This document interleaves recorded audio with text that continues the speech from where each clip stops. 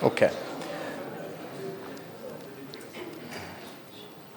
Well, on that note, let's get started. Good afternoon, and welcome to this panel today involving new challenges in the fight against terrorism. My name is Stephen Hill. I am the Executive Secretary of the International Institute for Justice and the Rule of Law. And I'll say that it is a real honor to be able to be here with you. And I'd like to thank, of course, the authorities from our host country, Turkey, which is a founding member of our organization, as well as the ADF team for, first of all, including this panel on the agenda of this important meeting, but then for the confidence in the IIJ to help moderate it today. So as we settle down, maybe just a few words about the IIJ. We are an international organization founded in 2014, and we are one of the 3 inspired institutions of the Global Counterterrorism Forum, the GCTF. Why do I mention the GCTF? Well, it's part of the multilateral architecture that supports diplomacy around counterterrorism, and that's one of the themes that we will talk about today. Turkey has, of course, been the original co-chair of my institute, along with the United States of America. Now, Nigeria and the United States are our co-chairs. We are based in Malta, and our mission is to deliver capacity building to criminal justice practitioners, so judges, prosecutors, on how to address terrorism in a practical way and in line with human rights and the rule of law. We've worked with more than 9,000 criminal justice practitioners from more than 130 countries. And it has been a real eye-opening experience to see how criminal justice practitioners work in the fight against terrorism. So today's panel is about diplomacy in the fight against terrorism. We have an extremely distinguished panel here today, and let me just briefly introduce them. Our first speaker will be His Excellency Ali Omar Mohammed, Acting State Minister of Foreign Affairs of Somalia. The second speaker is His Excellency Qasem Al-Araji, the National Security Advisor of Iraq. And our third speaker will be Ambassador Fatma Ceren Yazgan, Director General for Research and Security Issues in the Ministry of Foreign Affairs of Turkey. Thank you very much for your willingness to be part of this panel, and welcome. So, in an era when terrorism's reach is boundless, transcending borders and also intertwined with transnational criminal activity like organized crime, our gathering today underscores the urgent need for a more unified global response, a response that also takes into consideration new challenges. What do I mean by new challenges? As terrorist organizations exploit the digital realm to amplify their narratives, to recruit the unwary, to fund their operations, and actually to use new technologies as part of their nefarious activities, the complexity of the challenges we face has never been greater.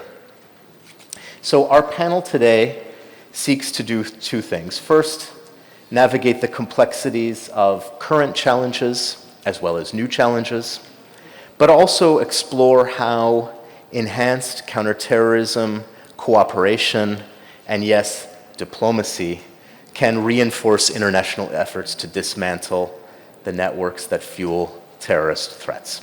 So we do this against the backdrop of differences among the members of the international community on the concept of terrorism, on the content of counterterrorism measures, and our objective in this regard should be to contribute to more of a consensus on effective strategies, and also to foster collaborative approaches to safeguard our collective security, as well as the principles of justice and human rights.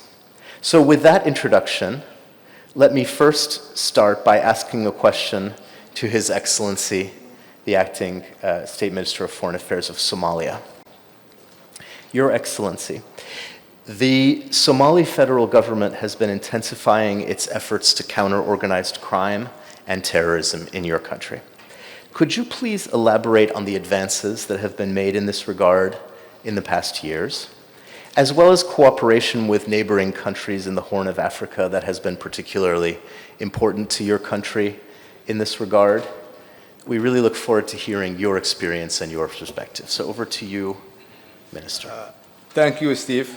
First, let me extend my gratitude to ADF, Antalya Diplomatic Forum, for providing this platform where these many esteemed members of the diplomatic corps in the different world came around and talked on this issue. As I'm from Somalia, a country which have deeply affected by the terrorism, I've been struggling for the past 17 years and still struggling. And it's very important for us to have this kind of forum to navigate and discuss. Diplomacy is not only a tool for counterterrorism, but it's also a tool for preventing terrorism to happen. Terrorism doesn't happen overnight. No one is radicalized overnight. Things happen through time. And that time, if diplomacy is applied appropriately, it can be prevented and it can be minimized, its impact in the long term. If I look Somalia, how the terrorism initiated. In 1990, we had a failed government. Our government has collapsed. It took about 16 years where it was struggling. We had a localized administration. We didn't have a complete government. Then after 9/11, many of you remember the whole world became anti-counterterrorism.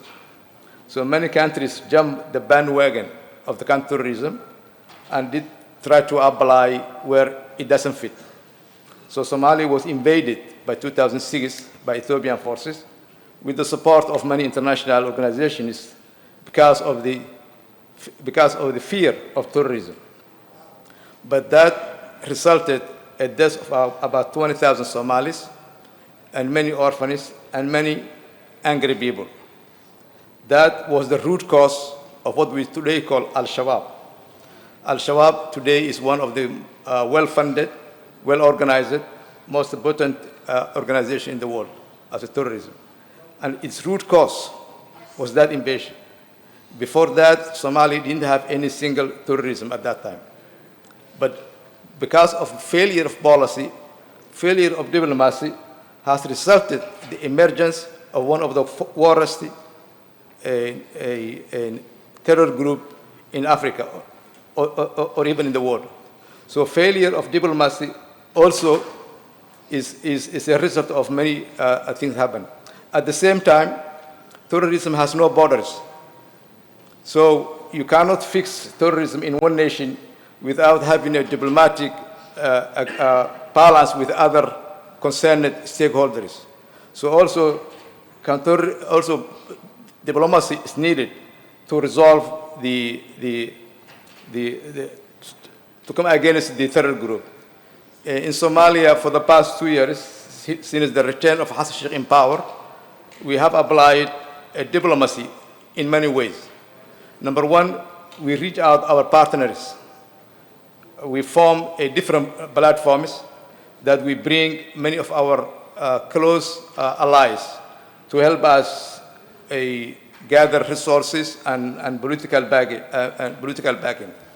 For example, we have a forum we call Quint, which has 5 members, and including Turkey and Qatar and UAE and US and UK. They help us political support. Also, they provide us a security assistance at the same time.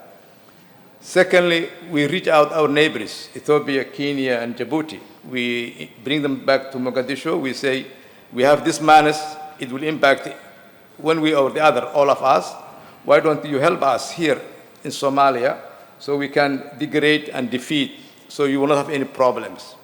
So we formed a forum called Black Lion, and still is in progress. Similarly, we reach out our other partners that we may have had some difficulties in the past, because you need to have many friends as much as possible to overcome the challenge of a terrorism. So terrorism, in a nutshell, came out, it's born from grievances, it's born from a failed government, it's born from a lack of justice, and etc. So we need to prevent, in order those kind of a condition to exist, so that they can be radicalized and they can be cultivated. So the politicians and diplomats have a role to play. Catching up, countering is good, but the better is to prevent in the first hand. So if we can create a better political environment, that will minimize the existence of terror groups. And I think maybe I will come back to your question later on. Thank you very much. Thank you very much, Excellency.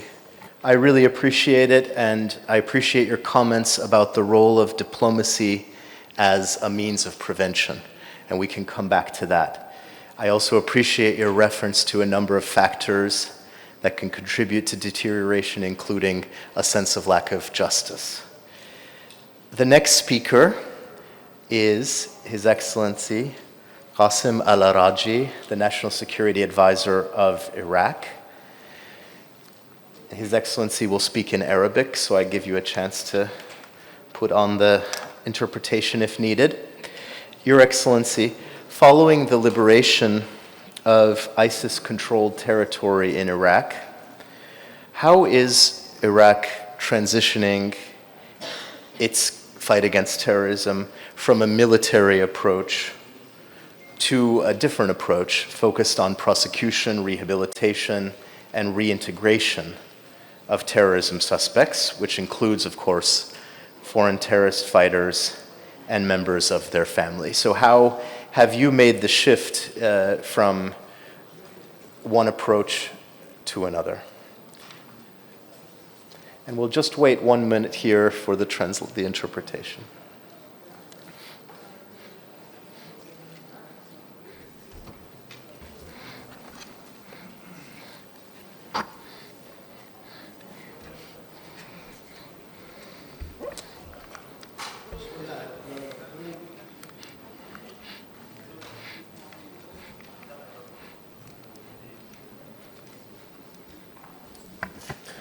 بسم الله الرحمن الرحيم. أسعدتم مساء، والشكر الجزيل مقدم إلى وزارة الخارجية التركية لإتاحة هذه الفرصة وهذا المنتدى، وإلى مدير الجلسة. بلادي تعرضت إلى هجمة إرهابية كبيرة لسنوات على أيدي تنظيم قاعدة الإرهابي ومن ثم تنظيم داعش الإرهابي، وسقطت 3 محافظات بما يعادل ثلث مساحة العراق. تمكنت قوات الأمنية العراقية وبفتوى الإمام السيستاني الجهاد الكفائي وبمساعدة التحالف الدولي وأصدقاء العراق من تحرير كافة المناطق بنهاية عام 2017. وثم بدأت لدينا مرحلة ثانية، هي مرحلة إعادة الاندماج والعمل لتعزيز التماسك المجتمعي وإزالة أسباب التوتر أو الأسباب المؤدية إلى الإرهاب. وأنا أتفق مع جنابك، لا يوجد هنالك تعريف موحد للإرهاب. هنالك أجندات سياسية تعرف الإرهاب وفق المزاج السياسي لهذه الدولة أو تلك، ولكن ما قام به العراق من عملية استعادة الأراضي وإعادة اندماج لمن تورط بالعمليات الإرهابية وإعادة العوائل إلى مناطق سكناهم. طبعا القضية صعبة جدا، باعتبار نريد التوازن ما بين الذين قاموا بالإرهاب والضحايا وإعادة العلاقات وإعادة توطين هؤلاء مجددا بنفس المناطق. والحكومة العراقية عملت على than the first stage أعطاء because there were people who امتيازات fled from the لعوائل region الضحايا and وتعويضات، the وكذلك people, العمل the على Balis, إيجاد they فرص come عمل back to their للذين تورطوا lands بالإرهاب because of the وتركوا traumatization they الإرهاب. went أما through. الذين So the state تورطوا took some بشكل steps in مباشر order بقتل to الناس ensure فتم that تقديمهم those إلى people القضاء were given وإصدار الأحكام compensation القضائية for their بحق هؤلاء. loss, and the لدينا unemployed families آلاف العراقيين were موجودين في provided مخيم with الهول chances of السوري employment. الذي And on the يبعد other hand, عن الحدود العراقية السورية 13 كيلومتر فقط. هذا المخيم some lawsuits تحت were سيطرة sued in order to الدواعش، compensate for the وقوات damage سوريا الديمقراطية هي during the التي process. تسيطر على هذا المعسكر من السياج الخارجي، ولكن في الداخل المتشددين The هم الذين Syrian يتحكمون democratic بهذا forces المخيم. فيه حدود 4000 عائلة عراقية وحدود 5000 عائلة سورية و10,000 are now من prevailing in الإرهابيين the الأجانب areas which were يعودون dominated by ل60 دولة ISIS in أجنبية. the past. So العراق استعاد 10,000 terrorists from 1924 60 عائلة countries actually بواقع operated in that region. 7576 1,924 families مواطن عراقي من هذا المخيم، وتم نقلهم إلى الأراضي العراقية ووضعهم في مخيم الجدعة للتأهيل والاندماج، وتم بالتعاون مع المنظمات الدولية وبعدة برامج تم إعادة 1230 عائلة إلى مناطق سكناهم، وهي في 7 محافظات عراقية، والمتبقي ما زالوا يخضعون إلى البرنامج لإعادة التأهيل. والتأهيل ليس فقط مع هذه العوائل، وبدأنا بعملية الدبلوماسية مع المناطق، مع الإدارات المحلية، مع شيوخ العشائر، مع قادة المجتمع، من أجل تقبل هؤلاء مجددا وإعادتهم للحياة. الحمد لله منذ تم إعادة 1230 عائلة لم تحصل لدينا مشاكل أمنية أو سياسية أو مجتمعية في هذه المناطق، وما زال لدينا عوائل عديدة في مخيم الهول، وننتظر ضمن وجبات التدقيق الأمني وبالعودة الطوعية. ما زلنا لحد هذه اللحظة بالعودة الطوعية للعوائل، وبانتظار في الأيام القادمة القليلة ستأتي الوجبة 14 من أجل البدء معها ببرنامج الاندماج. الدبلوماسية يجب أن تكون هي البداية للحل وليس بعد المعارك. نقضي وقت طويل وسنوات وجرحى وضحايا وانتهاكات وثم نأتي للدبلوماسية. يجب أن يتفق المجتمع الدولي والحكماء والعقلاء على معالجة الأسباب. ما زال التطرف لدينا في العراق لجنة وطنية لمكافحة التطرف العنيف المؤدي إلى الإرهاب، ولدينا استراتيجية وطنية مصوت عليها في داخل الحكومة العراقية، وحكومة السيد محمد الشاعر السوداني تولي أهمية كبيرة للتماسك المجتمعي وإعادة التوطين وحل كل المشاكل التي تؤدي إلى إعادة الإرهاب مجددا. شكرا جزيلا. Attaching a great importance to this subject, and the families that were harmed by terrorism are now actively being rehabilitated. Thank you. Shukran jazilan. Thank you very much for your update on the extensive efforts being undertaken by the government of Iraq on the issues you mentioned. I appreciate that you mentioned the role of diplomacy in supporting the work that you're doing, and perhaps we can come back to that subject shortly. Our third panelist is Her Excellency Ambassador Fatma Ceren Yazgan, Director General for Research and Security Issues at the Ministry of Foreign Affairs of the Republic of Turkey, whom I would like to thank for being the partner in developing the concept for this panel. So thank you very much, and thank you for also serving as a panelist, as well as a member of the board of the IIJ. Ambassador, I'd like to ask you to focus on diplomacy. Diplomacy aims at building consensus required to address complex international issues such as terrorism. So in your view, how can diplomacy foster trust and bridge the gap between countries with differing perspectives on counterterrorism, and by that I mean even the concept of counterterrorism, but also the content of counterterrorism measures? I know that you've thought a lot about those issues, both in your work and in your previous work, and I would love to hear your thoughts. Ambassador, please.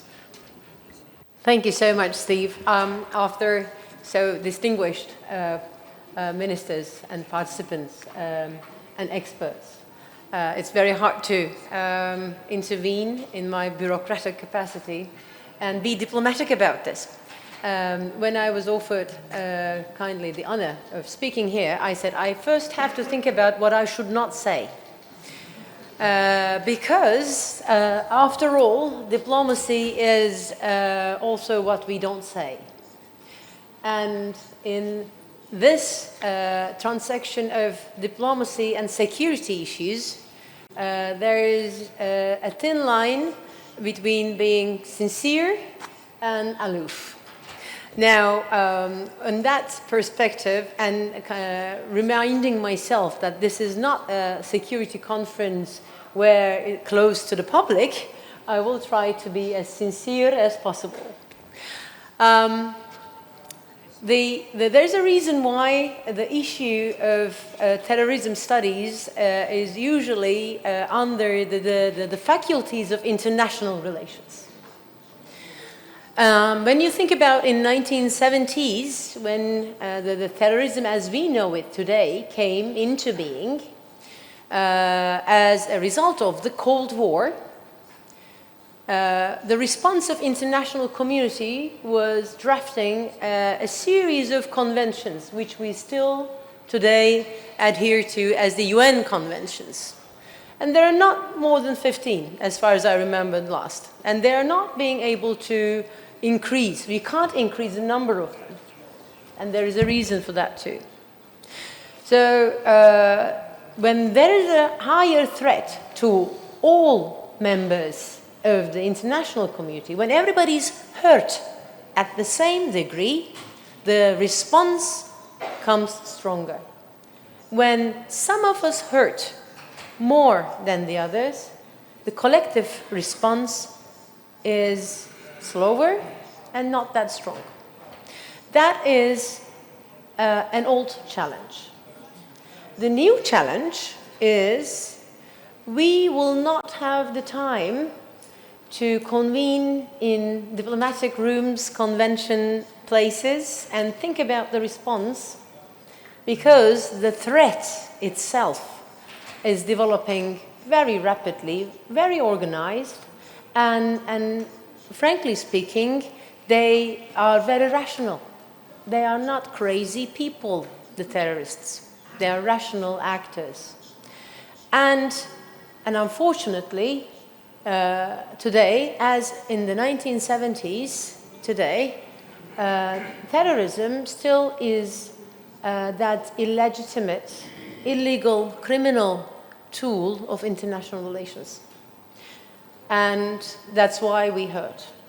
The states have the responsibility to protect their citizens and anybody else in their jurisdiction, on their territory. That is our sovereign right and duty. Now, in the Turkish case, we, as Somalia and Iraq, we have been suffering from the threat of terrorism for many years, and I have to say, again, as a legacy of Cold War, for more than 40 years. There had been groups which faded out. There had been groups that newly came into the scene. But all of these groups, today, when we look, in the past, particularly 20 years, all of these groups have their headquarters, these figures, head figures, financial resources, recruitment abilities. They're all out of my country. So they don't control any part of any territory. They've never been able to do that. They had never been able to have these communes as much as they had tried to, but they are able to still attack. It's not a coincidence that the DHKPC left revolutionary group, terrorists, attacked the judiciary. A couple of weeks ago, they attacked the courthouse of Istanbul. The thing is, that courthouse, it's the second time the same organization is attacking to the courthouse. Why to the courthouse? It's symbolic. It's about increasing, terrorizing the people and their belief in the institutional justice. So yes, it is very important that we have institutional justice to prevent and to suppress this threat. Terrorism is a byproduct of misled policies.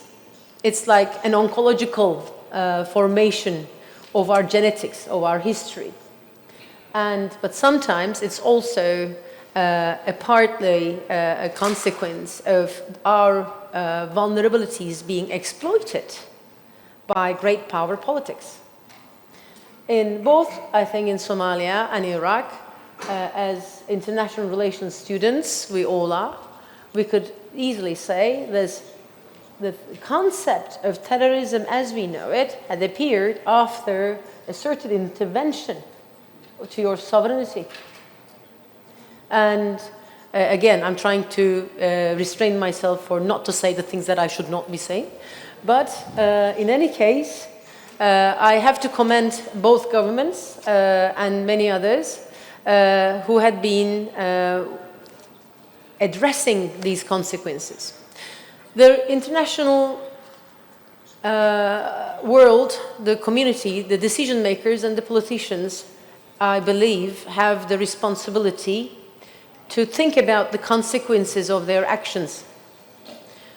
Because terrorism is not only a byproduct, but it is a direct consequence of misled policies, bad policy making internationally. We, the bureaucrats, the technocrats, we advise our governments. The academics, with their research on the terrorism studies, the literature is there. We know why people radicalize. We know how people radicalize. We know if you don't have a conflict, it's easier to address all that consequences. So the remedies, the books are full with good prescriptions. But the responsibility there for the whole international community is maybe to come to an agreement, a decision that we have to declare certain things a taboo. Use of terrorist groups for any purpose should be a taboo. Because these are not mechanic organisms. These are sociological, social psychological formations. It never goes according to the plan. Another taboo should be thinking that you could do social engineering. Allah has His own plans. And when you try to do social engineering and create your own models for other cultural worlds, it goes wrong. It will go wrong. The Murphy's rule, I have for another conversation where we have more time, I can say Murphy's rules on counterterrorism. Well, it will go wrong. So, in what went wrong today, and what we need diplomacy for, is that we have to remember these golden rules. We need to come to an agreement where we can have most inclusive participation with the countries that are affected by this. To an agreement where no terrorism, no groups, no entity which is involved with the terrorism can be right. We may agree with their ideology. We may agree with their case.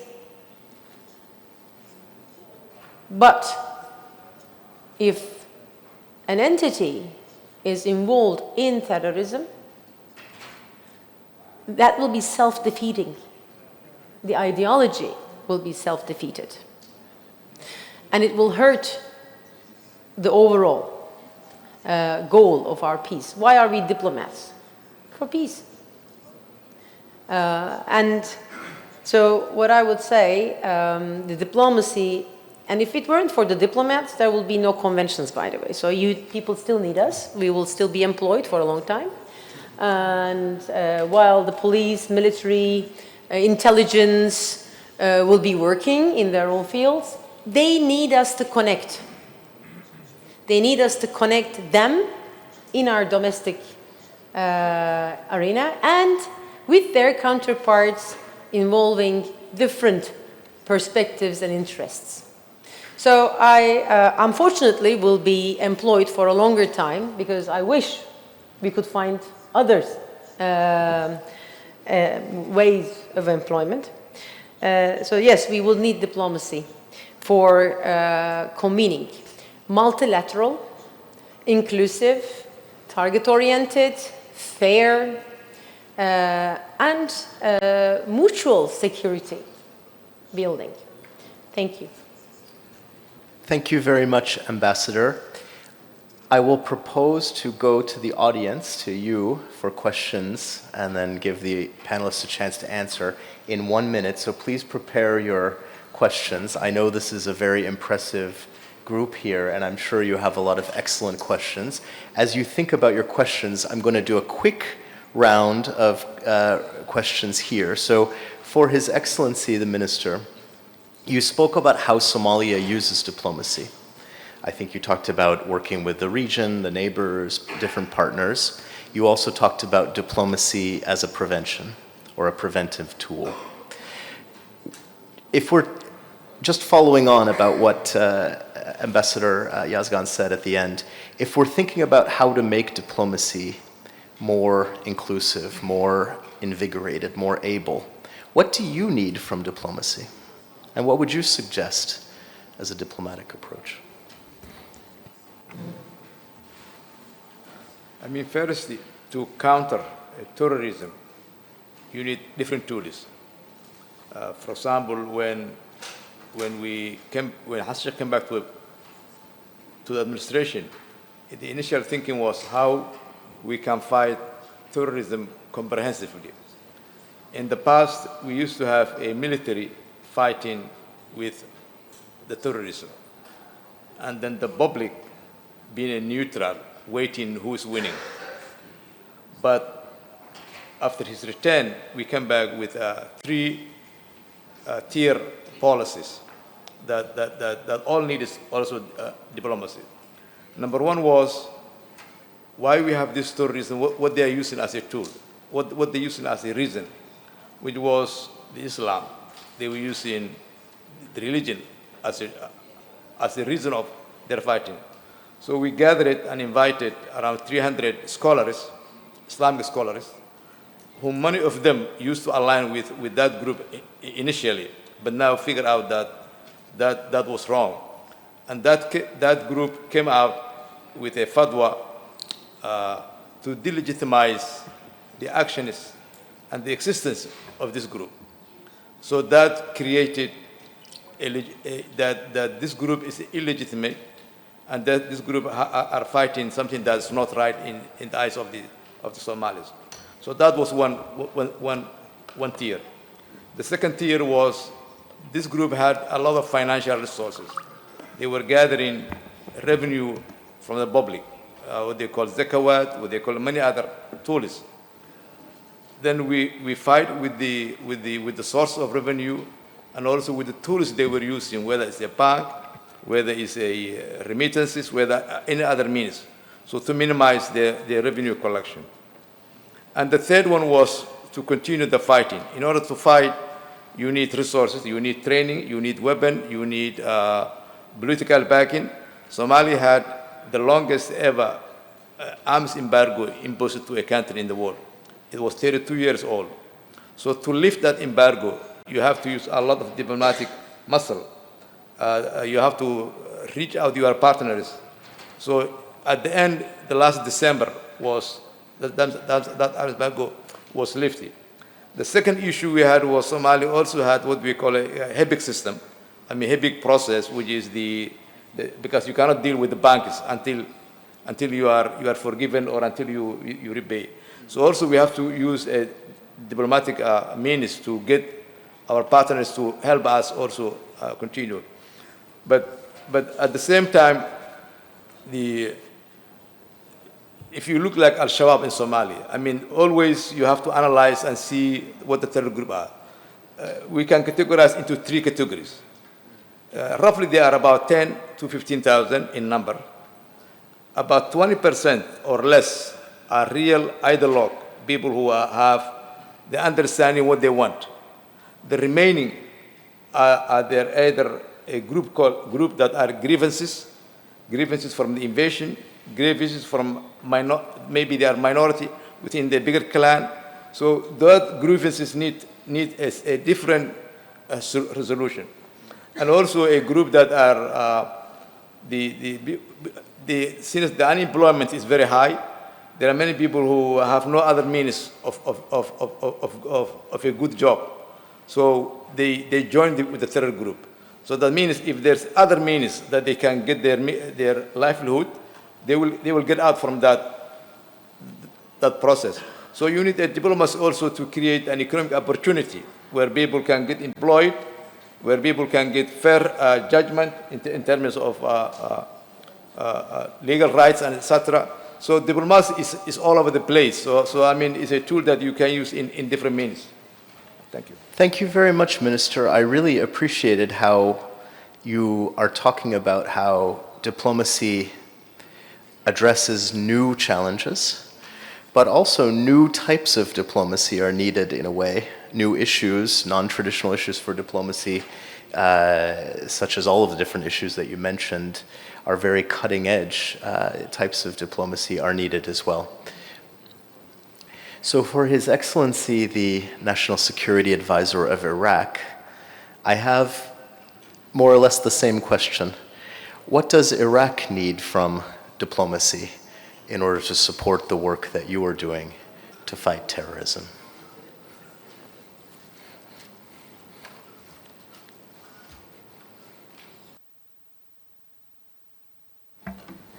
شكرا جزيلا. طبعا حصلنا على تجربة كبيرة جدا في مواجهة الإرهاب وكيفية التعامل مع هذه المجاميع. During our combat with terrorism, we've had great experience. وصلنا إلى مرحلة without a أن doubt, تكون لدينا استراتيجية واضحة is وشفافة something وسهلة that has to be التطبيق من tackled, أجل solved, مواجهة and الإرهاب. overcome. But you need a crystal ابتداء clear strategy. It ولاحقا. has to be transparent. وهذه It has to be استراتيجية easy to تحتاج grasp and أيضا أن understand. نستفيد And you need من to know how التكنولوجيا to trace and مواقع monitor التواصل everything. And in الاجتماعي order to do so, واستخدام you الأمن need السبراني effective use of التي يستخدمها technology, هؤلاء meaning الإرهابيون في establishing مواجهة المؤسسات cybersecurity, الحكومية or as you know, والدولية. terror groups are also ونحتاج quite كذلك active in social media, إلى so you have to follow their التعاون activities in بين those الدول. digital platforms as well, and الإرهاب that requires international عابر للحدود. cooperation. You would again need وبالتالي effective التعاون international في المجال cooperation if الأمني you والاستخباري want to have وتبادل a المعلومات sound combat مهم with, جدا بين الدول. terrorism. والعراق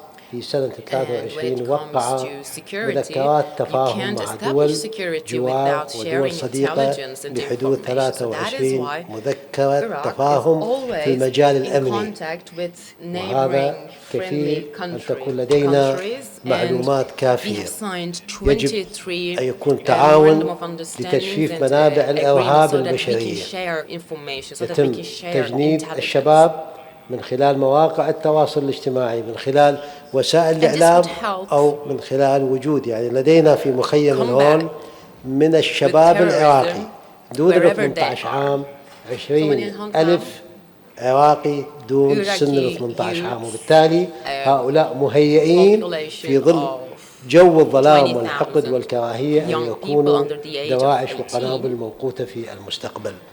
وكذلك تجفيف منابع الإرهاب المالية. الإرهاب يستفيد من الأموال ومن داعمين، ويجب ومن خلال التعاون بين الدول يتم القضاء على منابع الإرهاب البشرية والمالية والإعلامية. هنالك الدبلوماسية، مجاميع مسلحة إيرانية تتخذ من الأراضي العراقية وتقوم بأعمال ضد الجمهورية الإسلامية. تم عقد اتفاق أمني بين العراق وإيران، وتم نقل هؤلاء وإبعادهم عن الحدود، وأيضا سنعمل كذلك مع الجارة العزيزة الكبيرة تركيا بوجود جماعات مسلحة تتخذ من الأراضي العراقية خلاف الدستور، والدستور يمنع ذلك وخلاف توجهات الحكومة العراقية. وسيكون يوم 14 آذار الاجتماع الثالث في بغداد، وهي اللجنة برئاسة السيد وزير خارجية البلدين وبحضور وزير الدفاع وباقي الأجهزة المختصة. وهذا من الأعمال الدبلوماسية من أجل منع أي أعمال إرهابية تؤذي دول الجوار وكذلك تؤذي مصالحنا الداخلية والمحلية. أنا أعتقد التعاون بين الدول، وواحد من هذه التعاون هو الوجود والحضور المنتديات واللقاءات وتبادل الأفكار والآراء تساعدنا كثيرا، وأيضا تلاقح الأفكار والاستفادة من خبراتنا وخبرات الآخرين. شكرا جزيلا. Sharing ideas, information sharing and analyzing all those details are also essential. Thank you. Thank you very much, National Security Advisor. You pointed to a lot of interesting elements, including terrorism finance, which is something that was also mentioned by His Excellency the Minister, but also online activities, digital activities, information sharing, intelligence sharing. These are all areas that are very much on the cutting edge of counterterrorism diplomacy. So thank you very much. And then, Ambassador, may I ask you a slightly more specific question about the state of multilateral diplomacy? Turkey has been very involved, of course, not only in the setting up of my institution, but the Global Counterterrorism Forum and in many other multilateral fora. What is your take on the international community's structures to support multilateral diplomacy?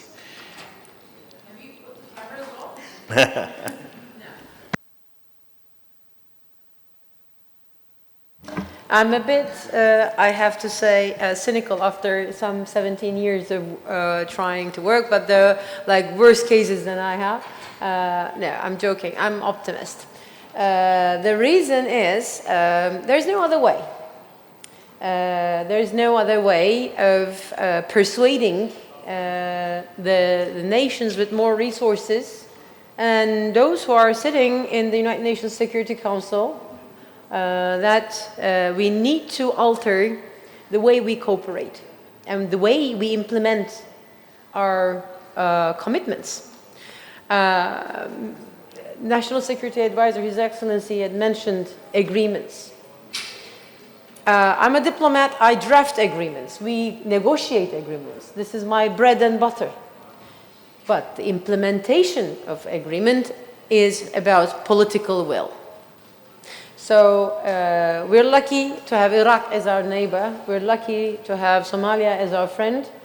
And sometimes we're not so lucky with others. That's the case.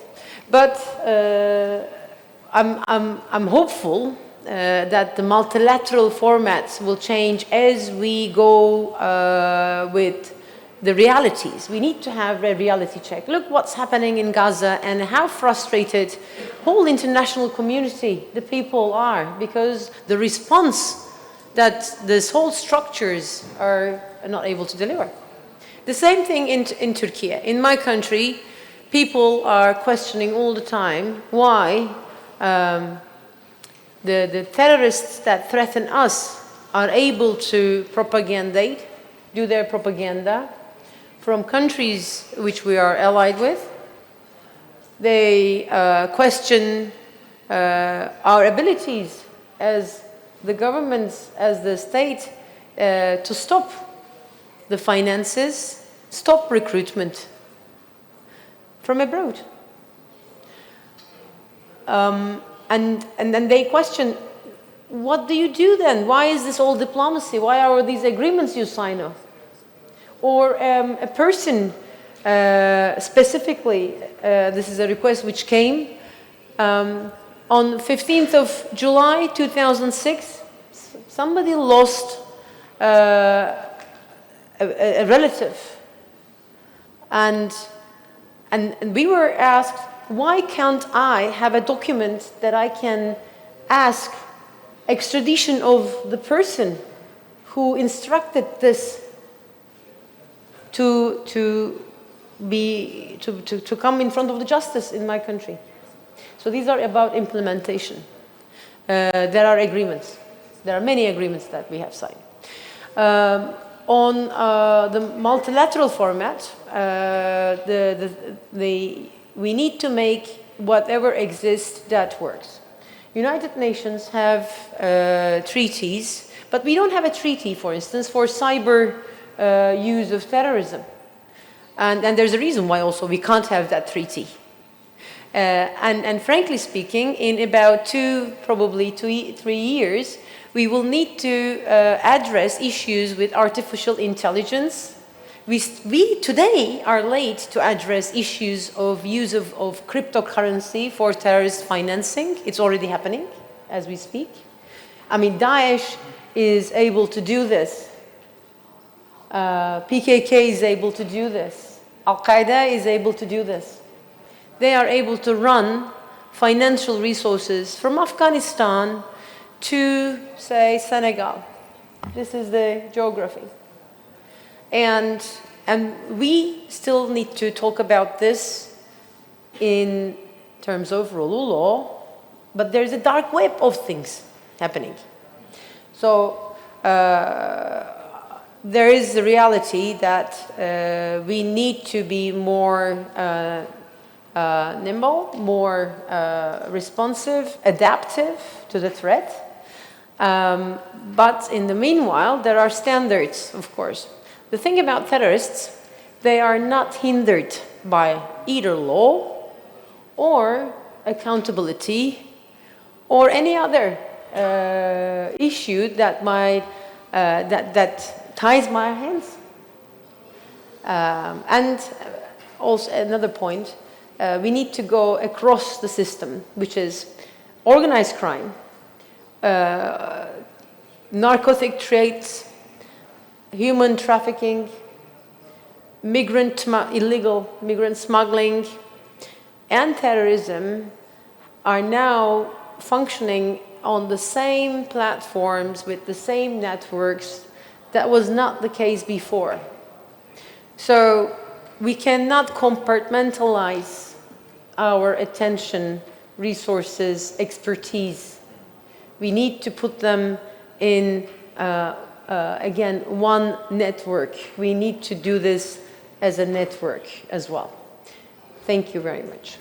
Thank you very much. Now we have a short amount of time left, but what I propose to do is take just one or two questions, starting with you right there, and then I will give the panelists a very brief chance to respond, and then we'll close up. I think there's a microphone. There should be a microphone at least. There's a microphone. So the first question is going to be Madam here in the front, and then Sir in the back. You see, you can give him the microphone already. Go ahead, Madam. My question will be for His Excellency Minister Ali Mohammed Omar. So I would like to ask Mr. Minister, what is the significance of defense collaboration pacts recently signed between Somalia and Turkey for your country, and how is it significant for fighting terrorism?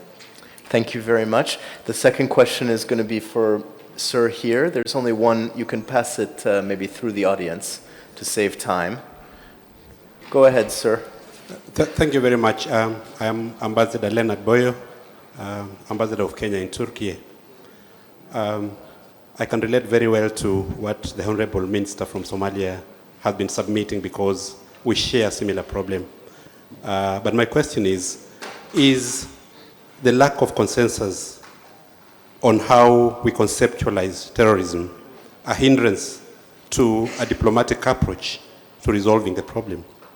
And added to that, is there any space for engaging these groups as part of the diplomatic approach?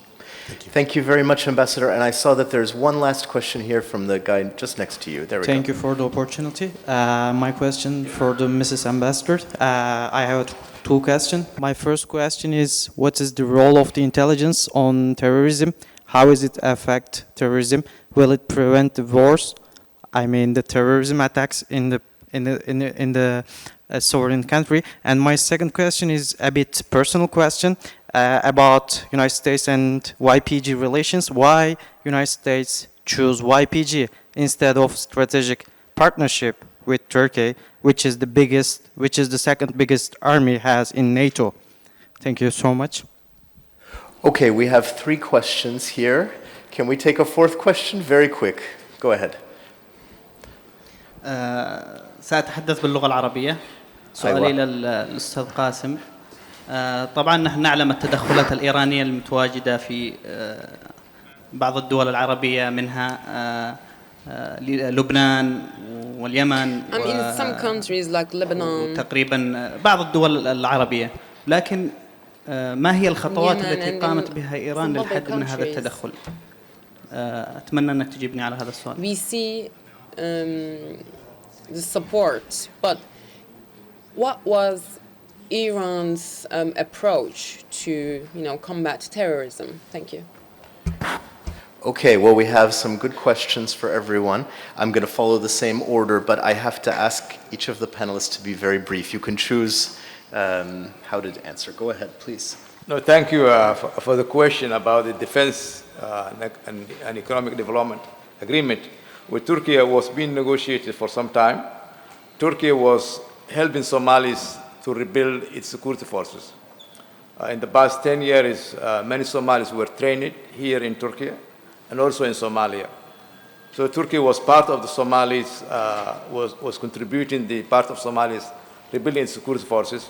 And this is another layer. Somalia has the longest coastline in Africa, almost 3,300 kilometers. And we used to have our own maritime security in the 80s and 70s. But due to the failure of government in 1989, 1990, we lost that maritime security. For the past 30 years, Somali maritime was being looted, dumped west, and has done all kind of illegal activity, including the piracy. So Somalia wants to rebuild its maritime security, and this agreement is focusing mainly in rebuilding Somalia's maritime security. Somalia to guard its resources, because the potential economic development of Somalia is on the sea, whether it's the blue economy, whether it's the fishing or oil or anything else there. So this defense agreement focuses rebuilding Somalia's maritime security. The other question was the engagement of the terrorists. Always all wars end with negotiation. Definitely there's a room for that. But also there's a time that you can negotiate and there's time that you cannot negotiate. So at this time, what we see is while the terror group is on the rise, it's very hard to negotiate when they need first to figure out that their only option is to a negotiation. At this time, they are not. We have been looking many times, but we don't see a window of negotiation yet that they are ready. So hopefully, when the time comes, that will happen. I thank you. Thank you very much, Your Excellency. Please, Your Excellency, National Security Advisor.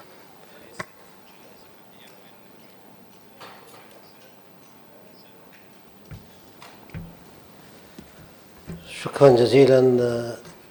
أنا أطمئن الزميلة أن العراق لديه النوايا الحسنة والصادقة والإرادة الحقيقية، وأتفق مع ما تفضلت به. لا قيمة لأي اتفاقية أو مذكرة من دون التطبيق. بالتطبيق نصل إلى النتائج الحقيقية. في موضوع الاستخبارات a whale out there, and as stated by the ambassador, yes, having agreements or memorandum of understandings are good, but it's all about implementation. Suppose a country wants to go to war. No matter تمكنا من إبلاغ عدد من الدول الصديقة بوجود أوهابيين على أراضيها ينوون القيام بعمليات إرهابية. في العراق الآن نستفيد استخباريا من خلال التتبع للأوهابيين وقادة داعش من خلال التكنولوجيا واستهدافهم بشكل مباشر من دون القيام بعمليات واسعة.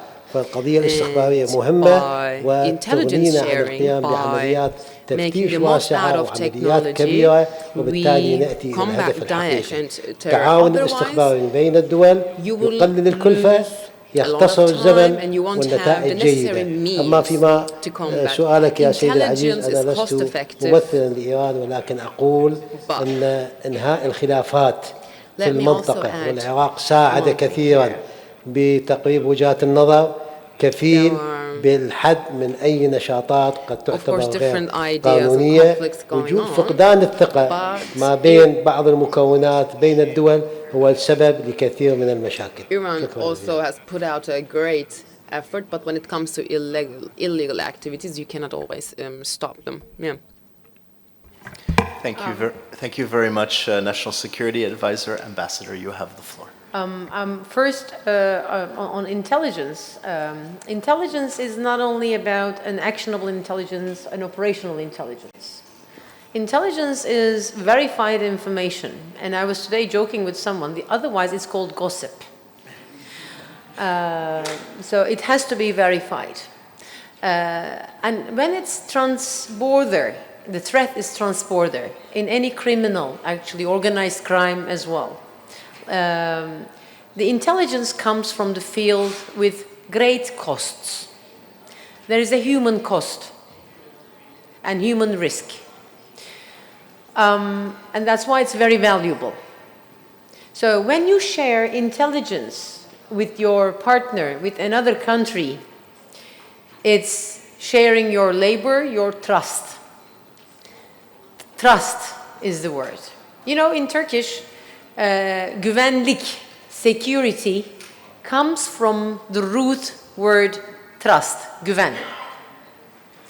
It's in English not so, maybe, but in our etymology, it's trust. So intelligence is about sharing with whom you trust. And without that trust, you don't have a cooperation. If you don't have that cooperation, then you have manipulation. And you risk the other's security with disinformation, misinformation. So it's very important, that trust. And in regional cooperation and global cooperation, if His Excellency National Security Advisor Aracı would agree with me, it is that sort of a relationship we seek for. And it is that sort of a relation we have. And that really you need. And it's not only about terrorism, by the way. Again, narcotics. These are the things that we are talking about. But there is a nature of international relations. It's about our countries, our sovereign rights, our interests. But our children will live side by side. Our grandchildren, inshallah, will live side by side. So it's not only about today. We don't have the luxury to talk about cooperation in security fields only today. That is something what we call strategic cooperation in security matters. When you are talking about partnership with YPG, it's PKK, by the way. It's not YPG, it's PKK. Like HPG is the name they use in Iraq, in Kandil, when they are talking about HPG, they are HPG. In Syria, they call themselves YPG. In Iran, they have another name, Pijak. And so they have these different names. In Brussels, they have another name. It's called KCDKE. So it's all PKK. And that question doesn't hurt me. It should make some people in Washington, D.C. think about. Yeah? And I don't think it's a choice. If it were a choice, then it was a wrong choice, obviously. But I have no clue what in the world that led to that, what sort of a process. Because frankly speaking, fighting with Daesh, against Daesh, my country, Turkey, had been on the forefront. We lost people, victims of terrorism, Daesh terrorism, in 2014, 15, 16. Yeah. And we lost resources because of that, what's happening.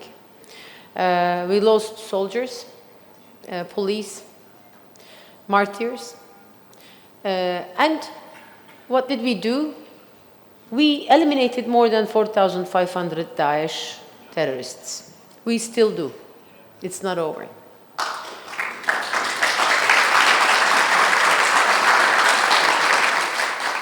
Thank you. But we eliminated their leaders in Syria. We eliminated their networks of financing. We still do. It's a fight that we still do.